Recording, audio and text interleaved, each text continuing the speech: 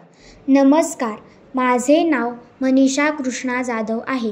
The Poona school and home for the blind girls, Kothrud, Pune या शाळेत मी इयत्ता 8वी अ मध्ये शिकत आहे. मी साहित्य उत्सवाच्या वक्तृत्व स्पर्धेतून द्वितीय गटात सहभागी होत आहे. माझा विषय आहे माझ्या आयुष्यातील ब्रेल लिपीचे स्थान. लुईस ब्रेल, दृष्टिहीनांचे प्रकाशदूत. लुई ब्रेल या नावातच दृष्टिहीनांचे जग सामावले आहे. फ्रान्सच्या लुईस ब्रेल यांनी 1821 साली एक विशिष्ट लिपी तयार केली, जी दृष्टिहीन व्यक्तींसाठी एक शिक्षणाचा स्रोत बनली. वयाच्या 3ऱ्या वर्षी गमावलेल्या व्यक्तीने ब्रेल लिपीचा आविष्कार घडविला. ब्रेल ही दृष्टिहीन लोकांसाठी बनवली गेलेली लिहिण्याची व वाचण्याची एक पद्धत आहे. ठिपक्यांच्या आविष्कारातून व स्पर्शाच्या सहाय्याने ब्रेल लिपीचे वाचन करता येते.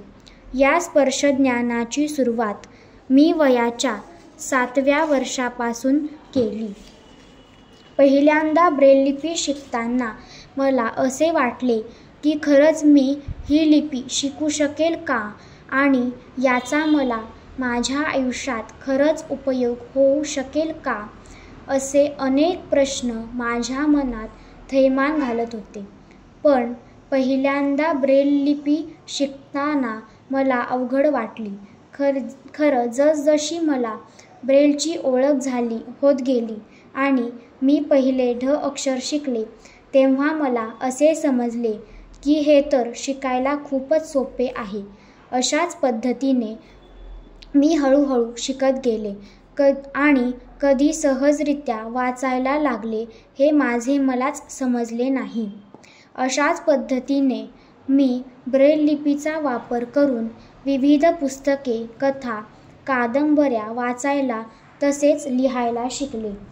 ब्रेल लिपी शिकल्यानंतर आम्ही स्वतःचे टाटचण स्वतः काढू लागलो.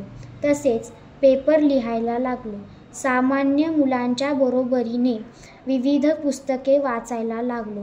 सामान्य मुलांबरोबर शिकताना ब्रेल लिपीमुळे शिक्षण सुलभ झाले. आजच्या जगामध्ये दृष्टिहीन लोकांसाठी जागरूकता वाढवल्याने महत्त्वाच्या ठिकाणी ब्रेल लिपीचा वापर केला जातो. त्यामुळे आम्हाला त्या ठिकाणी काम करणे व फिरणे सोपे झाले. म्हणून माझ्या आयुष्यात ब्रेल लिपीचे महत्त्वाचे स्थान आहे.